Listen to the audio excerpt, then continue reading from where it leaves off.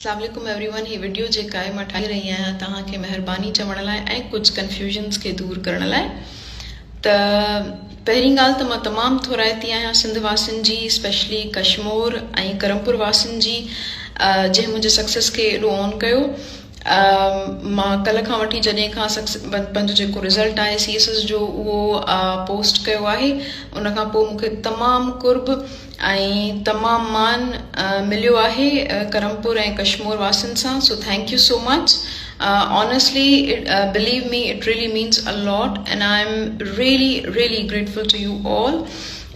त तव्हां एॾो मान ऐं मर्तबो ॾिनो, एॾी इज़त ॾिनी, एॾो कुर्ब ॾिनो।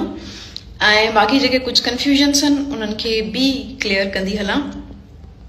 त पहिरीं कंफ्यूजन जेका हुई उहा मुंहिंजी ज़ात जे बारे में हुई। आया मुंहिंजी ज़ात जेका आहे उहा बप्पड़ या चांडियो आहे। मां ॿुधाईंदी हलां त मुंहिंजो पूरो नालो सबा ज़ैन बप्पड़ आहे ऐं मुंहिंजी ज़ात बप्पड़ ई आहे, मां चांडियो न आहियां। चांडियो जेका आहे उहा मुंहिंजी मदर आहे, ठीकु आहे। त हिकिड़ी इहा कंफ्यूजन जेका आहे तमामु घणी हुई, छो त पूरी बप्पड़ कम्यूनिटी अपडेट करे पई। हितां वारा मुंहिंजा मामू वारा चांडियो आहिनि, उहे बि अपडेट करण जा स्टेटस ते शायदि इहा कंफ्यूजन इन करे थी वई। त पब्लिक पोस्ट ते इहा मां हिकु शइ ॾिठी। ॿी ॻाल्हि त ॿी कंफ्यूजन इहा हुई त मां आया कश्मीर खां आहियां या हैदराबाद खां आहियां। त मां ॿुधाईंदी हलां त मुंहिंजो तालुक़ु जेको आहे उहो तालका तंगवाणी डिस्ट्रिक्ट कश्मीर खां आहे।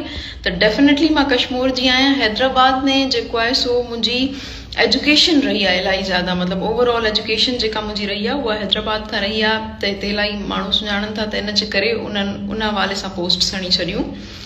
ऐं टी जेका आहे कंफ्यूजन उहा इहा मुंहिंजे जेका आहे फादर जे नाले सां आहे। त मुंहिंजे फादर जो नालो ज़ैनुलाब्दीन बप्पड़ आहे।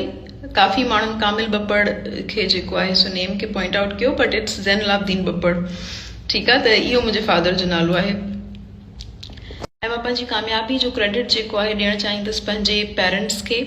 जस हुजे मुंहिंजे पीउ खे, जंहिं अहिड़े माहौल में रही बि मूंखे पढ़ायो, ऐं उन खां बि वधीक जस हुजे मुंहिंजी माउ खे, जेका सदाईं इमोशनली इन्वेस्टेड रही मुंहिंजी पढ़ाई में, मॉरली मूंखे तमामु सपोर्ट कंदी रही। ऐं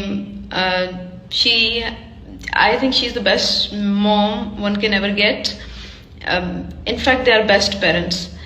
त ऐं मां पंहिंजी कामयाबी जेका आहे उहा अर्पणु चाहींदमि पूरे कश्मीर वासियुनि खे, स्पेशली बप्पड़नि खे। बप्पड़ जेके आहिनि उहे मुंहिंजी कम्यूनिटी आहिनि ऐं मुंहिंजे दिलि जे तमामु क़रीब आहिनि। ऐं हीअ कामयाबी उन्हनि सभिनि जे लाइ। ऐं मूंखे पूरी उमेदु आहे त अॻियां बि बप्पड़नि मां काफ़ी सारियूं छोकिरियूं निकिरंदियूं, अॻिते ईंदियूं, कामयाबु थींदियूं। ऐं अहिड़ा इलाही सारा एग्ज़ाम्पल्स जेके आहिनि उहे तव्हांखे कश्मीर ऐं ॿियनि रूरल सिंध जी डिस्ट्रिक्ट्स मां जेके आहिनि नज़र ईंदा।